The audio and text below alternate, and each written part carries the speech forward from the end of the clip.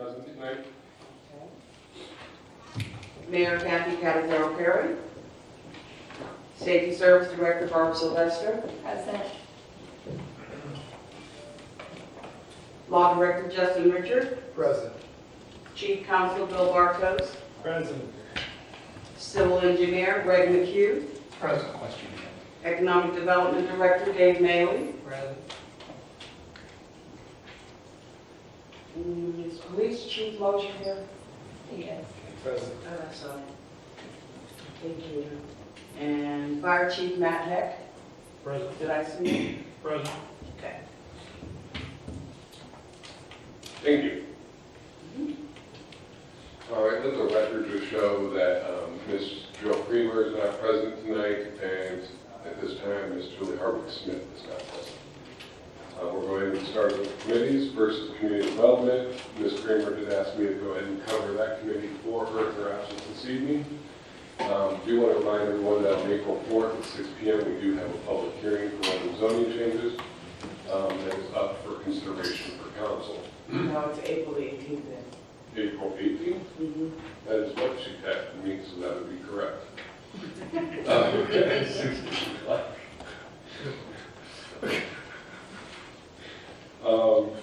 So also we have another zoning change request. Do we have someone from administration that would want to speak to this? Ms. Hardwick-Smith, go right.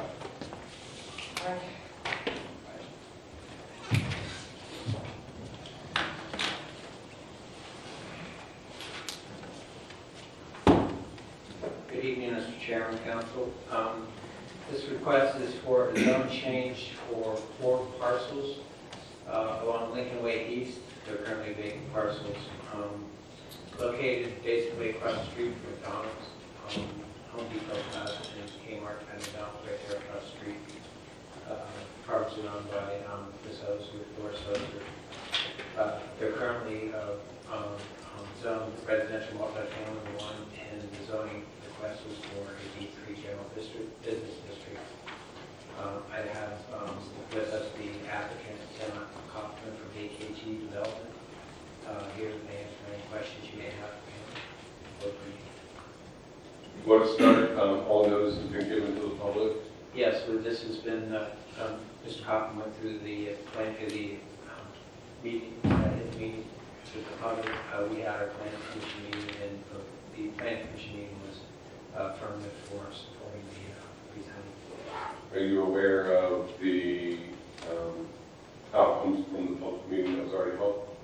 I can speak to, I actually attended one public hearing, and I'm sure he can expound on it, that he had, I think there was 5 people there representing, a few people representing Ms. Ozer and Gazers, and there was some opposition to it, but I know one person that has some opposing views he had talked to, and I think she turned around. I think she was the person right behind the actual development we're talking about.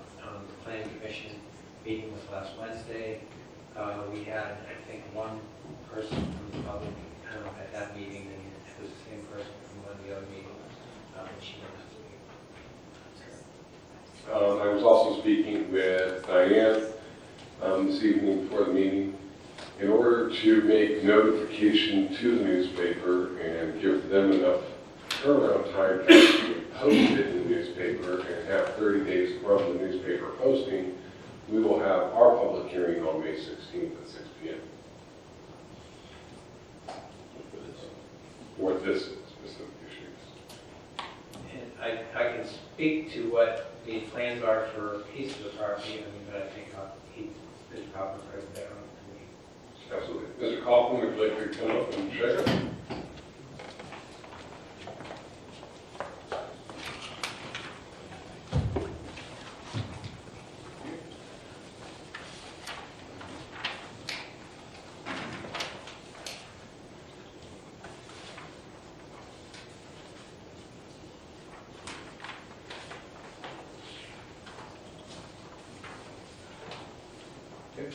Just make sure I get it. I'm Tim Kaufman, principal of AKG Development. I am the owner under contract of 4 parcels between 2407 and 2414. 43 Lincoln Way East. So yeah, I thought I welcome just kind of talk about any questions you might have regarding any of the individual 4 parcels or the overall project, and kind of where we stand. Happy to kind of get in detail of how we left. So. Well, it looks like, obviously, from this, it looks to be some sort of drive-through. So it would be a food establishment of one nature or another? Yes. And then the stormwater pond in the back, was that necessary, or was that a add-on that you wanted to do? We figured there was water detention and quality that would be factored in the development. So in our conceptual layout, we went ahead and added in. It will change a little bit as this kind of site plan continues to grow and evolve.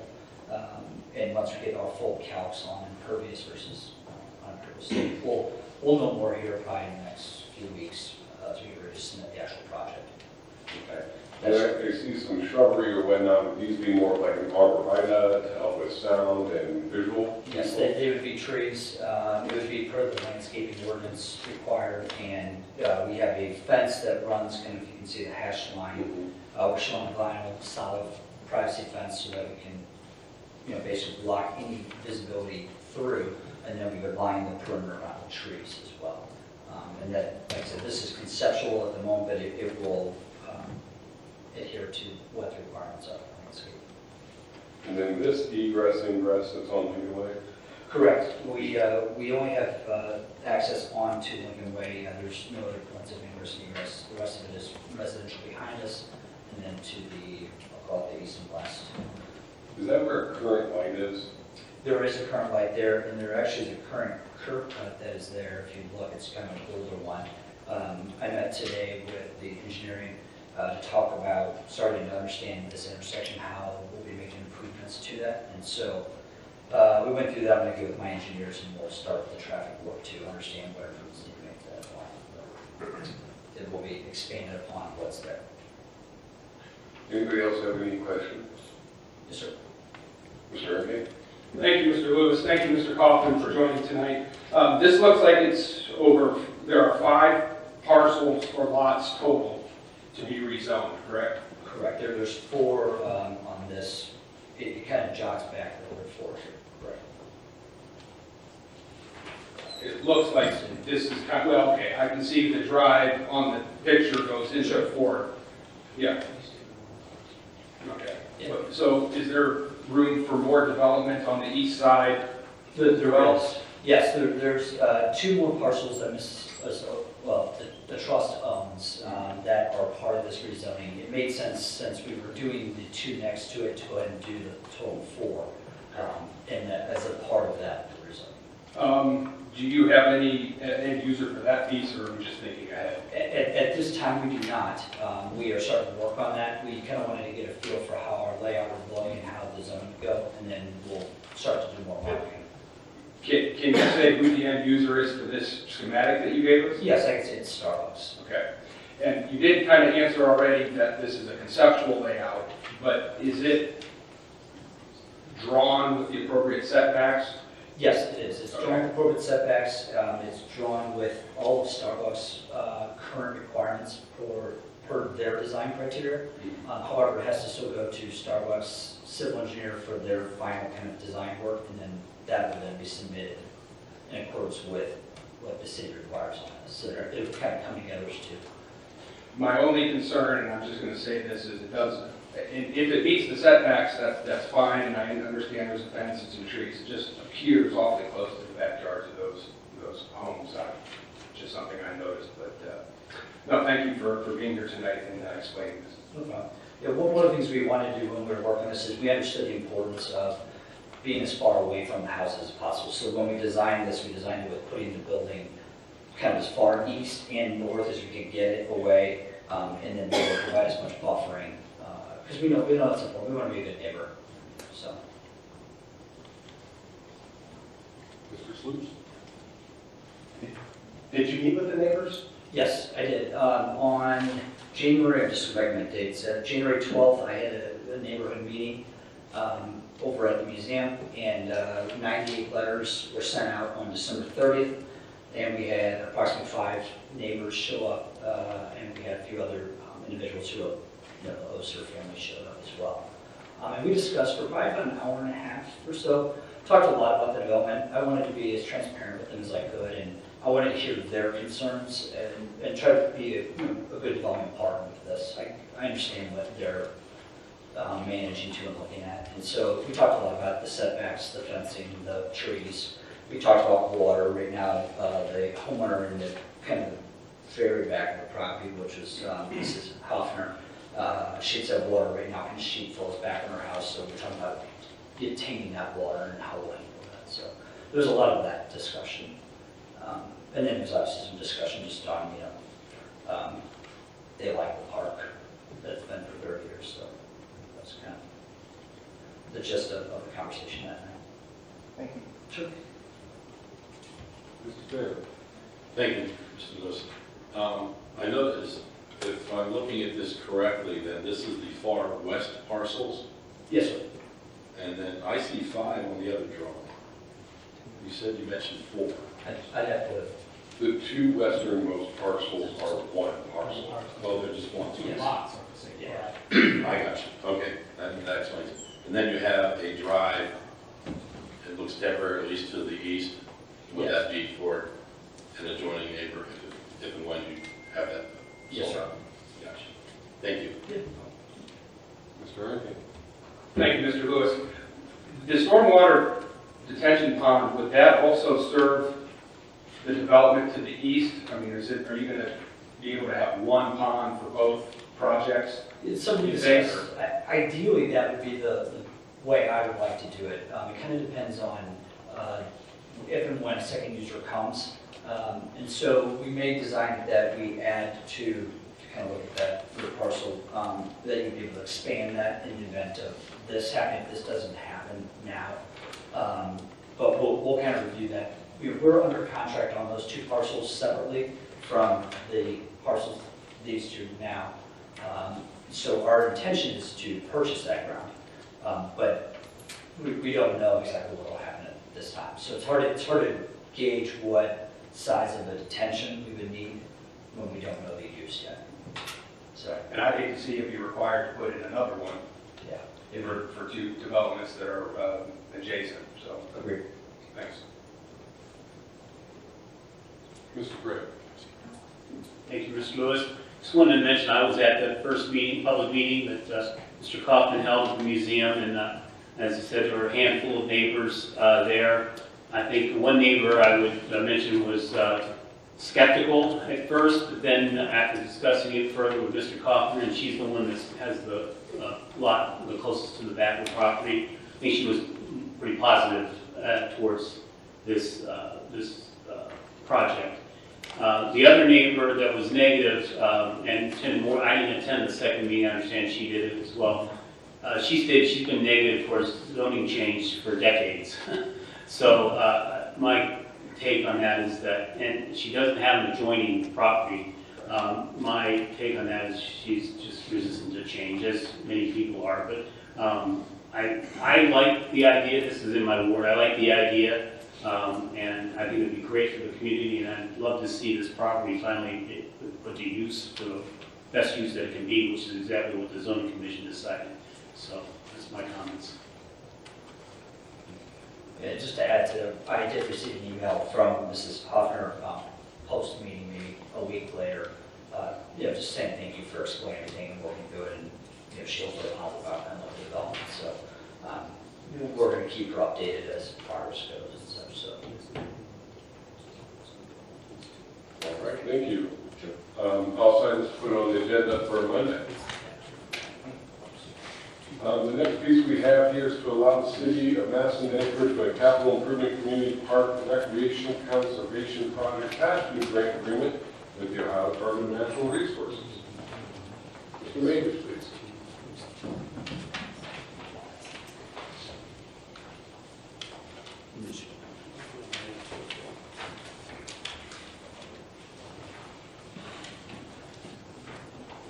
Okay, Mr. Lewis, Council, this basically is an agreement with the Department of Natural Resources. As many of you are aware, we received a capital grant project from the state just about 2 years ago. This is for that money, which was $500,000 that we were awarded for the splash pad at Citgo Park.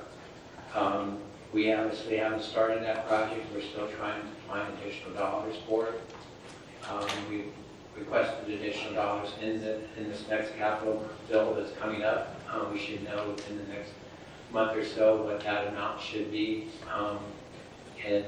All this is basically allocating those funds. We have to get it done before the end of the year. This agreement was looked at by our law department. They made several small changes. Most of them were agreed to by the state. But in essence, this just allows us to encumber those funds so they're there. If we don't get this agreement signed, we will lose $500,000. All right, Mr. Manley, so we have until when exactly to accept and when exactly to spend? Well, the way this, we basically have to get this done before the end of the year. I talked with people I'm dealing with the DNR, they would handle it. They prefer that we would get it to them sooner rather than later. I just got the contract actually about 2 weeks ago. This has to go before controlling board and approved by the state controlling board. The project, if you look on it, it'll say the project needs to be completed by, I think, June 30th or something on the agreement. But that's not necessarily the case. What they'll do is once we get the agreement signed and it gets passed by the controlling board, they'll give it an extension of either 6 months to a year, and then basically, if we don't get the project done in 6 months to a year, they'll give it another 6 months to a year until we get the other money, put all the money together and start the project. Okay, and the estimated cost of the splash pad is?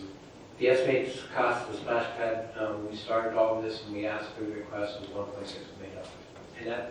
And let me make it clear, that's not just the splash pad, that's for splash pad, playground, renovated shower, parking areas, and there's something else I'm forgetting, but it's for a lot of different things up in the north Citgo. And the additional 1.1 million, then we're still working on funding sources for this? Yeah, well, currently we have, I mean, based on what we currently have is we have the $500,000 we're talking about here. We have the $300,000 that we're allocating as part of our ARPA money for the project. We have $100,000 from a private donor. And then at that point, we had asked for an additional $1.2 million from the state. Don't know if we're going to, but we hope to get an additional allocation from the state. And then at that point, we'll have to make a determination of what the project's going to look like, or try to seek additional funding to complete it. It's like any project, like streetscape. You know, the project costs more money, sometimes you have to curtail it somewhat, but we're hopeful. This particular grant, when did we apply for it? We applied for it back in, it would have been 2 years ago, probably a little over 2 years ago, when we submitted to the state for it. If they have a biennial capital project that they do every 2 years, and then it's within now the 2 year cycle. We should, like I said, we should get some notice of award here shortly, and then basically we'll probably get what a lot of the other cities got. I know last time we got 500,000. A lot of the other communities surrounding us got 500,000 for different projects. But then the bill has to get done before the end of the year, which is June 30th on your cycle. All right, I'll open it up for additional questions. Mr. Lombardi? Thank you, Mr. Bliss. Mr. Mealy, I'm just wondering, while we're trying to find funds for new projects here, there's a project that people have been wanting and asking about, and where are we at with restoring body water to the reservoir? I wouldn't really want to speak to that. I think that's best to be spoken to by Steve Peter, the director. I know he's looking into that. He's had discussions. I mean, I think he's looking for separate pots of money for that too. That would not be eligible for this type of project. Just so, I mean, we couldn't go to the capital bill for a pond or body of water. I think it's important to know that a lot of people, like when we did the streetscape, is another example. A lot of people said, well, why don't we, why are we spending money on that, etc. Well, the funding was available for those types of projects, but we couldn't use the streetscape money for paving roads per se. So just. Thank you. Thank you. Mr. Thayer? where to start. Once this project is complete, let's say, how much will it cost annually to maintain and operate? I do not have that number. That will be done through the Parks Department. It would depend on what the project looks like as far as the completion of the project, what the splash pad would look like. Playground equipment would be very minimal, obviously. I don't think there's a large maintenance part of this, to be honest with you. A lot of it's going to depend on the cost would be with regards to whether the water is recirculated, and we're having discussions of whether the water will be recirculation of the water or just one-time use of the water for cost. But we don't have a number as far as what it would cost for maintenance over the course of a year. That would be borne by the Parks Department, and they are comfortable with that. They are comfortable with that? As far as I know, basically Steve Hughes is involved. It's like an open-ended Well, bill. you're providing an attraction to the people of Massillon, who the kids and families are going to be using it hopefully a lot through the course of the year. So I think that's That would be wonderful. for free with no charge to it. I'm thinking of safety. Safety. Will this be monitored routinely monitored, like daily, by the Parks Department for cleanliness, for? I'm sure if they're maintaining it, they will do what they think needs to get done to make sure it's maintained. We know the critters that wander the area routinely, and like water also. I'd be very interested to find out a little bit more about that before we spend $1 million on something like this. But I like the idea, but I also like to find out a little bit more about how they're going to maintain it, keep it clean and safe. Thank you. Thank you. Mr. Hervey? Thank you, Mr. Lewis. Mr. Maley, is this a grant from ODNR or a state capital budget request? This is just the project, it's a state capital request.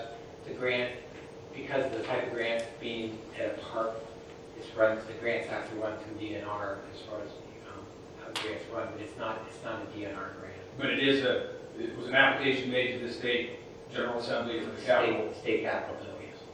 Okay, so to Mr. Lombardi's question, when you said that pond improvements or anything at the reservoir were not eligible, were they not eligible as part of the capital improvement? That's correct. Do you know why they would not approve that, but approve this? Because there's certain guidelines that you're eligible for under state capital projects. I mean, I can give you a list of the guidelines. Building a pond is not under those guidelines for application for a grant. I would like to see the guidelines. If you could maybe next meeting give copies to council if you have those I guidelines. can send the guidelines to you, but I prefer, I mean, it's up to the council, but I think we need to get this thing, we take it down to the state. I mean, I guess here's my question, we're getting $500,000, I don't know, this is just an agreement to go in to accept the money. I mean, we can not agree, and we won't get $500,000, that's up to the council, but we can debate it all. You can debate all these things you want to debate. This is just accepting $500,000 from the state. I don't think that's a debate. No, I understand that. It can be voted on up or down based on the merits of how it's presented. I am curious, however, to look at the guidelines just to see how they determine what things are, what items are eligible and what are not. Sure. Thanks. Mr. Gray? You said this is just to vote to accept the 500,000, but if we accept it, don't we have to use it for this particular purpose? Yes. And if you don't want to build a splash pad, Then, then vote it down. right, so we can't accept it and use it for anything else. Correct. You have to use it for that project, the guidelines of the project. Yes. Right. And there's no match to this either. I mean, if we're getting $500,000, we don't have to match it. We don't want to. And we do have another request in for additional money, so if we do get additional money, which we expect to,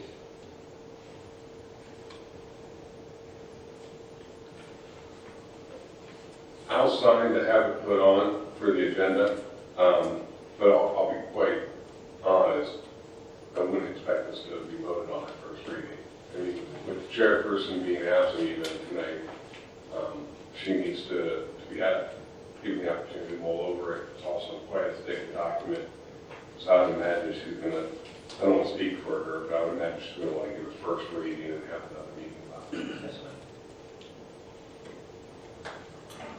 Mr. Lewis? Can I make a point here that doesn't this really pertain more to Parks and Rec and community development, and shouldn't it be moved into that category? I was molding the same thing over. I think it'd go either way.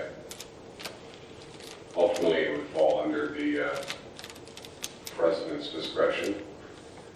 Considering it was impacting a park, it would be Parks and Rec. Considering it's a community development grant from the state, they can fall under community development, it's fine the way. But that money's going to go to Parks and Rec to complete this project, so this probably should end up in Parks and Rec with it. The money, well, I don't know where the money will land. It probably won't ever land in a Parks and Rec fund. It'll probably stay within the capital improvement fund of the city. And then just the project will occur on the park property. Essentially, we won't relinquish control of the dollars to the Park and Rec Board. But it's ultimately the resident's discretion as to where she wants it to be placed. I would think it's in the correct committee.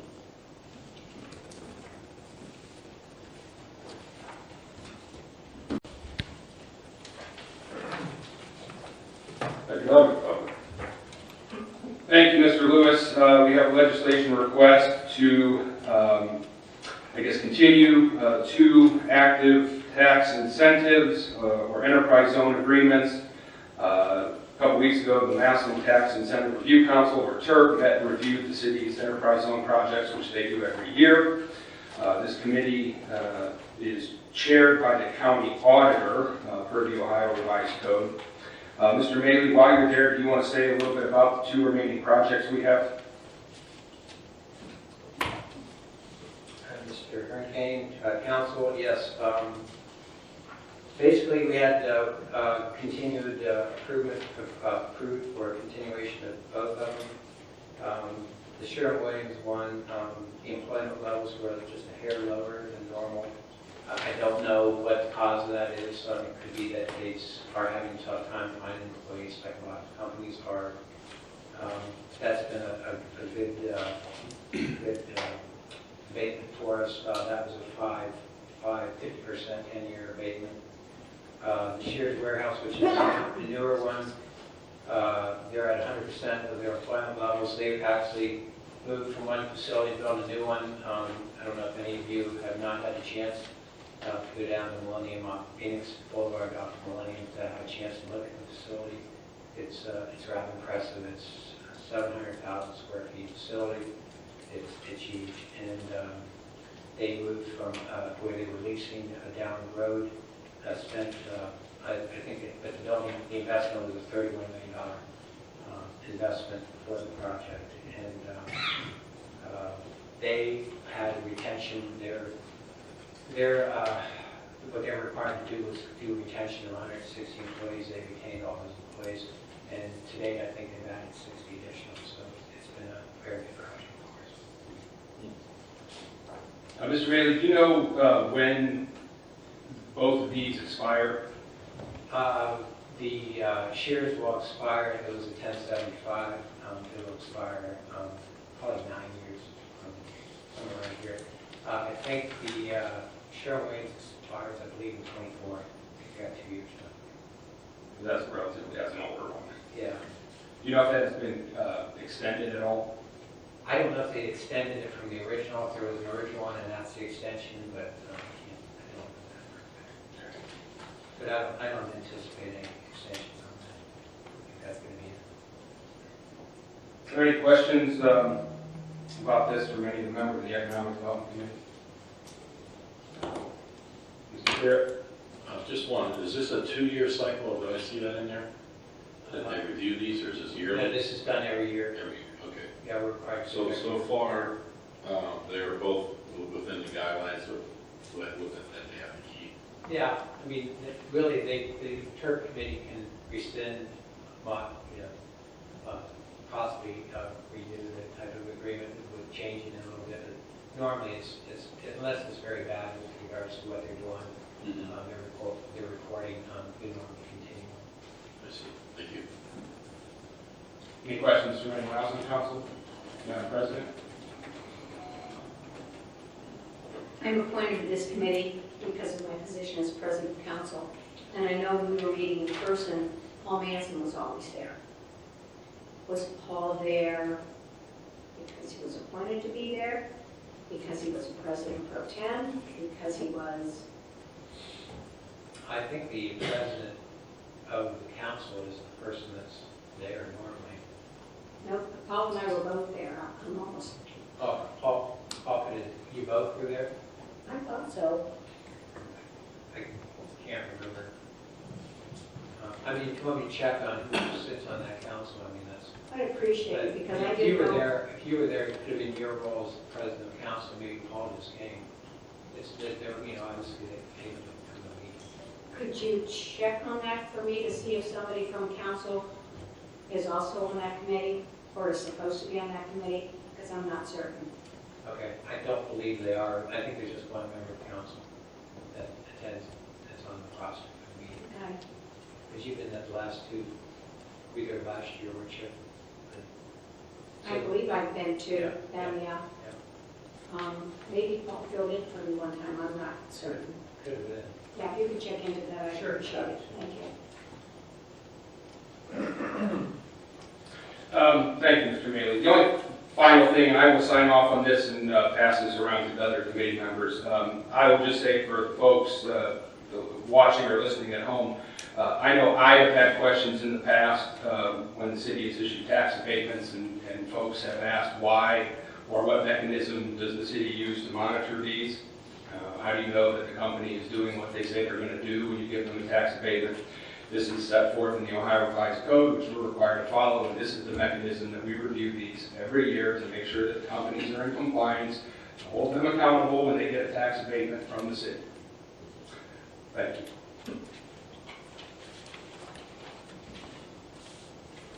Health and welfare, I have nothing to see. Thank you. Parks and Rec, I have nothing this evening. police and fire, Nothing for police and fire, Mr. Lewis. public utilities, Nothing for public utilities, thank you. rules and courts, Nothing rules and courts this evening. streets and highways. Yes, Mr. Lewis, we have something here. It's the continuation of the South Erie project, pavement improvement. I talked to Mr. McHugh a little bit ago about this. We want to get this rolling. Obviously, we want to keep the street paving up to speed here. Carry these things through every time we get a chance to. This week we probably only had one day to do it, but hopefully the weather will change even out before too long. But this again is just the approval that get the bidding process commenced, and so that we can move this along. This would be the adjacent areas to the cityscape or the downtown part. It looks like it has all the sidewalks, curbs, gutters, decorative lighting, interconnecting traffic signals, and the new ADA ramps. So we want to get these moving. Any questions from Streets and Highways? Comments? Anyone else? Anyone else? You get a microphone. Then we will get this on the agenda for Monday. Thank you. All right, finally, sort of a few things here.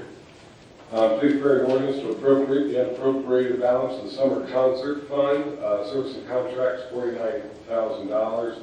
These are donated dollars, and we just pass them every year. Are there any questions?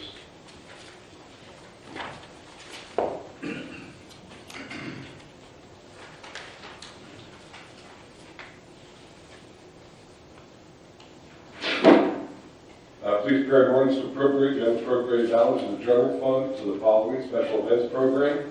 That's $891, and this is an appropriation for revenue collected from the mayor, state, and city breakfast as needed to pay for related expenses. This pays for the breakfast itself, is that correct? $891. I am getting my confirmation from Safety Service Director.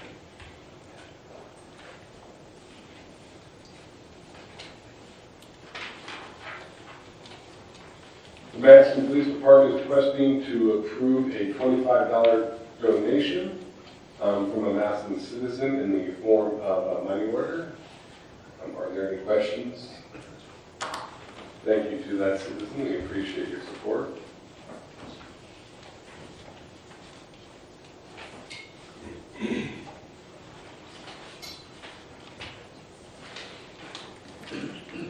Mass Police Department is requesting approval to accept a $3,000 donation from Great Packaging, LLC, in the form of a check that has already been sent and received. This would go into the law enforcement local fund or grant, and it's already deposited and received. Chief, just a quick question.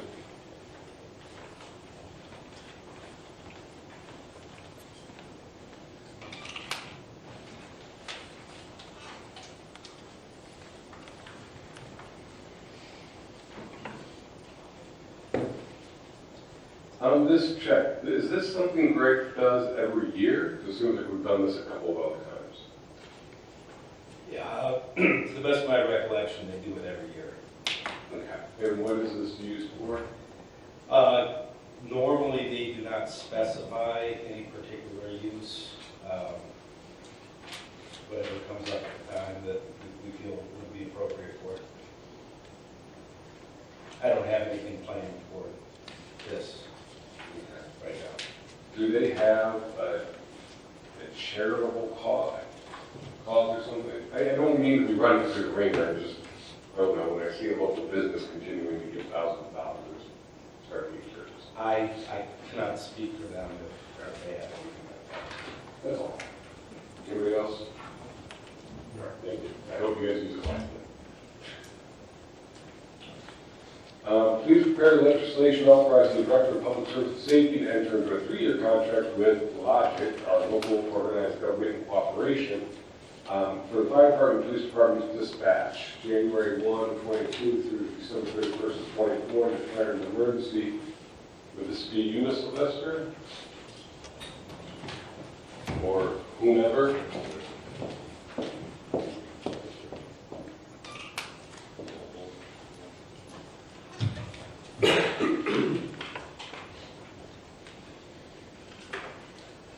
Good evening, everyone. This is the agreements with the Regional Emergency Dispatch Center for Police and Fire, which I know most of you are familiar with. The fire is based on a number of calls of previous records, and the police is based on the population. I do have Chief Moser here and Chief Heckler here. Do you have any other questions? What was the last year's cost? And there are some circumstances that have changed some of the pricing here with the dispatch center. So this first year, police is going to see an increase. Fire department is actually going to see a lower rate. And that's because the number of calls were down off of what they based it off of because of during COVID. And police is actually up. There's quite a few circumstances that go into it all. If you'd like to hear a presentation and information from both of them. Yes, possibly here in a second. I just wanted to clarify what I'm looking at though is we have the police dispatch services and then the fire. I see the two costs. Well, what was the cost in 2021? Is that something that they can tell me or are you able to tell me that? I can tell you, you might want to tell them.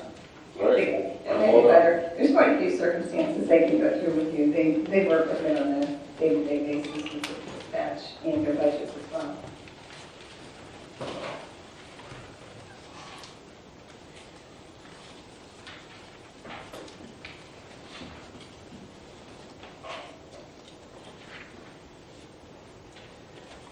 As far as 2021 costs,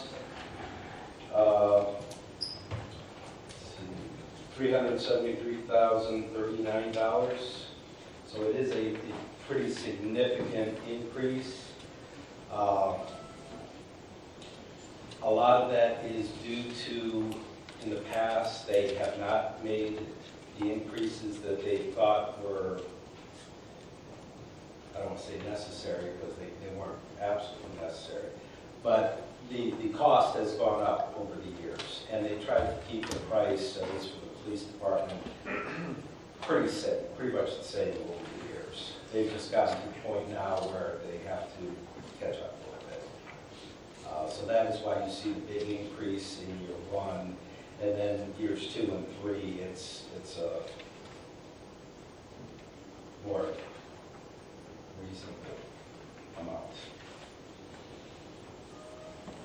Okay, so it's cost is based off of population? Yes. So,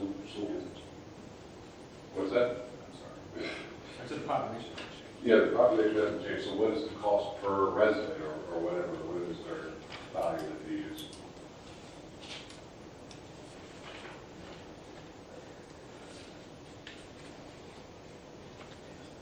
It was $13.41 per individual, or for the population. I'm not sure, let's see, I think it's going up.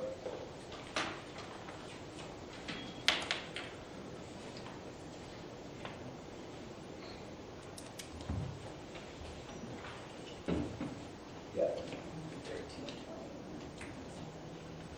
Okay. It went from 11 something to 13.41. So we have a question specifically to the police chief before I move on to the fire chief. Ms. Harwood-Smith. Have you seen, since we've been using this, does it delay service at all, or does it improve service as far as response time for both police and fire? It's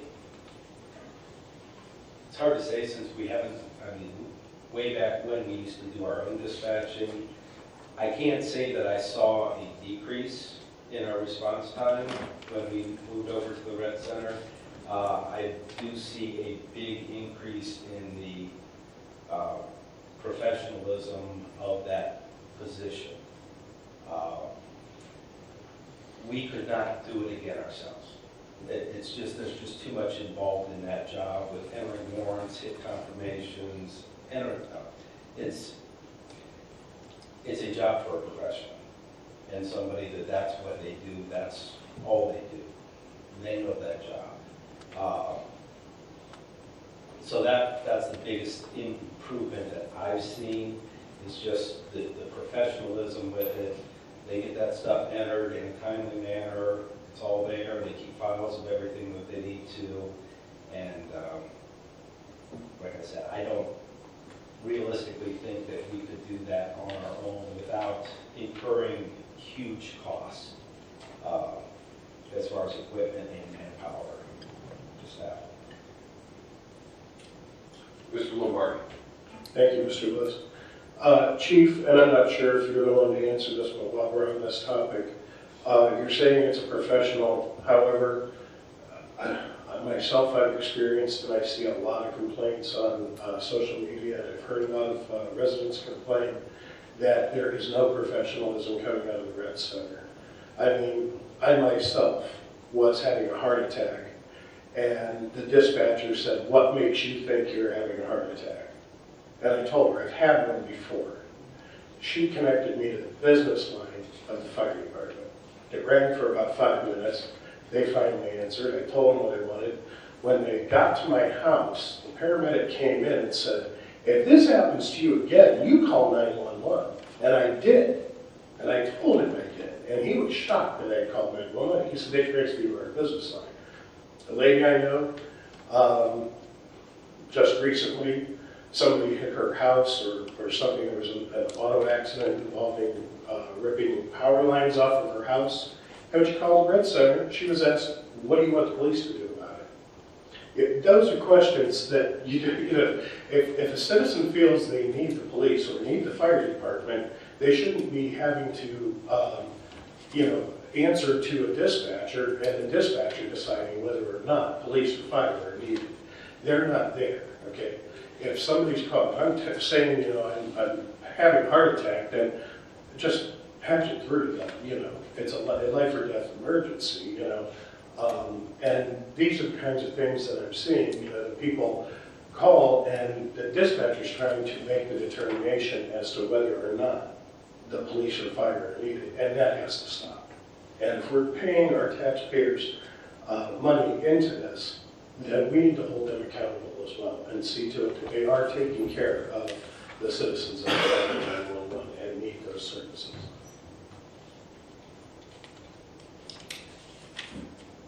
Anyone else? All right, fire. You bet.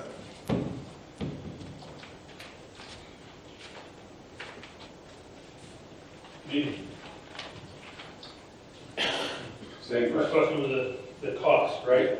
So in 2021, we had a per call cost of $50.26.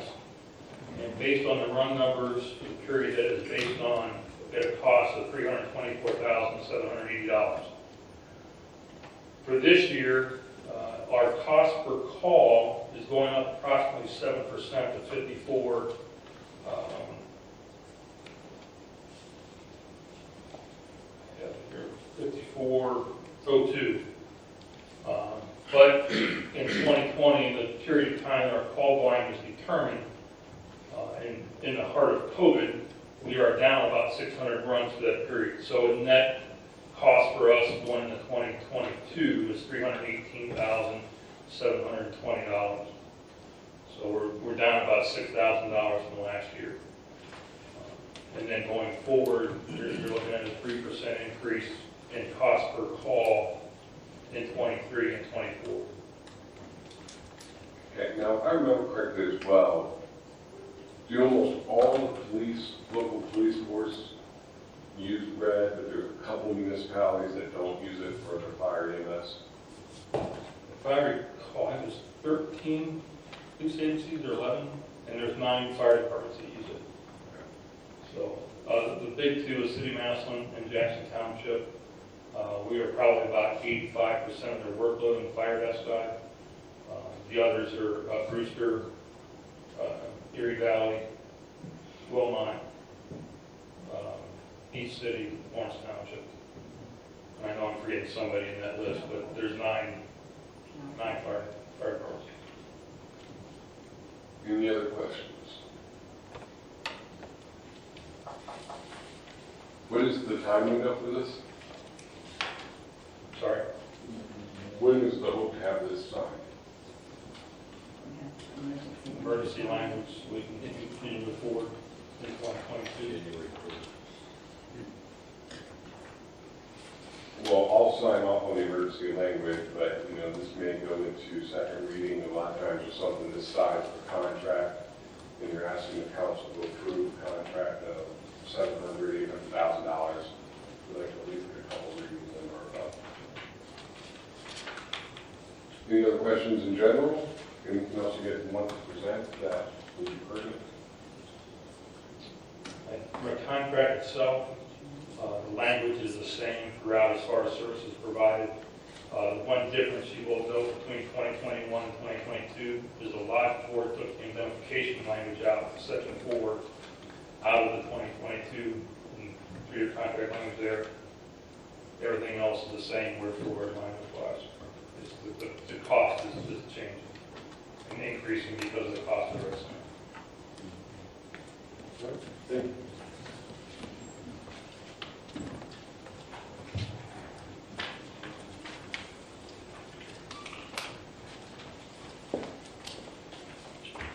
All right, the next 4 pieces I'll handle all at once if the law director wants to come forward. And these are the agreements with our surrounding communities of Navarre, Brewster, Food City, and Canal Fulton, I believe, for our law department to handle the prosecutorial needs of those communities. Is there anything you would like to add to that? No, prior to meeting the law director, I think the Canal Fulton was in place, and then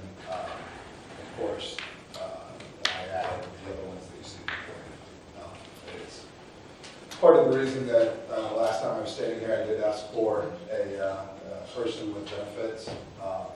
We do have some increased work. I may add in those after I took over as law director, but we're doing okay. Does anybody have any questions for the law director today?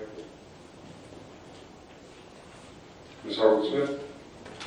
Is this the same amount that we agreed to last year, or did we increase Yes. it? And do we have any idea of how much it's actually costing us to do this for Brewster? I mean, are we losing money? We're absolutely not losing money because our people are here, their salary, so that's the only cost of doing the work. There would be nothing for us to, as long as we're capable of doing the work, all my people at least have to put in 40 hours. So there would be no time where we could really, figure out how much you spend on each case, or, certainly cases could differ from pleading at the first pretrial or going to a jury trial. But the numbers have stayed, they've stayed steady for the last 2 years. So we were able to do it last year, and we can continue to do it. Certainly the law department would take on more jurisdictions if there were any, if I thought that we could handle it and bring more money in for the city. Thank you. Next piece we have here is police department legislation to amend and improve the differential percentages in the city of Massillon Police Department supervisors and captains. See attachment A. Do we have anyone here that wants to speak to this?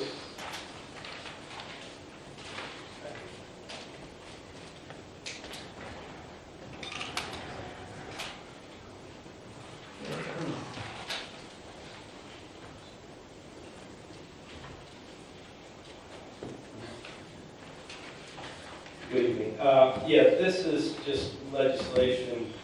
Now that we've got the gold and the blue contracts finished, we have historically had the differentials for the lieutenants and the captains been equal. And this would just be continuing that practice. The differential for the lieutenants went up to 14% and then 15% in this current contract.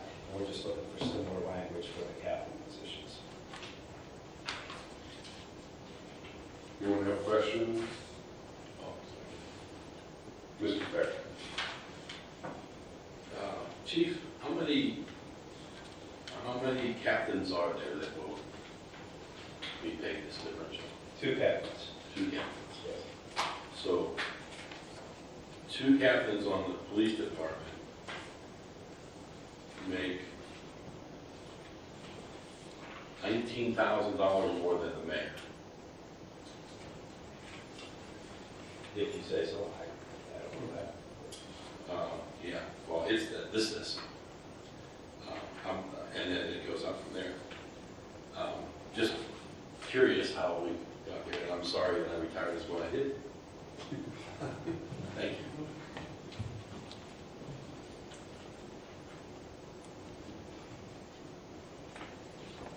And the differential is based off of the officer directly below them in rank, correct? That is correct. So they make 14% more than a lieutenant. Correct. And they currently make how much more than a lieutenant? 13. 13%. Mr. Lewis, Mm-hmm. I have a question of the chief. Do you know the original ordinance that established this, or would I have to research that? What are we amending? We can help you. We'll do that? Yeah. Okay. Thank you. Any other questions? All right. Anyone need to-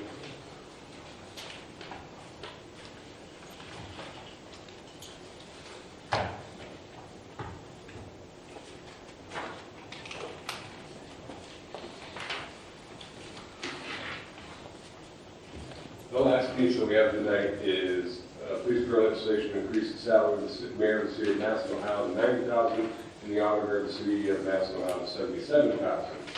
I will turn this back over to Mr. Lombardi and Mr. Derrick for further discussion. Thank you, Mr. Bliss. Mr. Parrott had compiled some figures I was going to put them together for tonight's meeting. However, I had no time whatsoever to be able to get that out. So I would like to just wait until next work session and bring those figures in that Mr. Snee had requested. And then we'll discuss it then.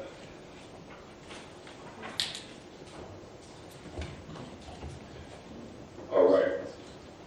That said, Ms. Rowland, can we get a clean legislation request since I'm going to cross off my signature once again? Okay. I think I crossed off on mine too, though. And you know what, to that point though, we did discuss if we wanted to split these. Do we want to split these? Okay.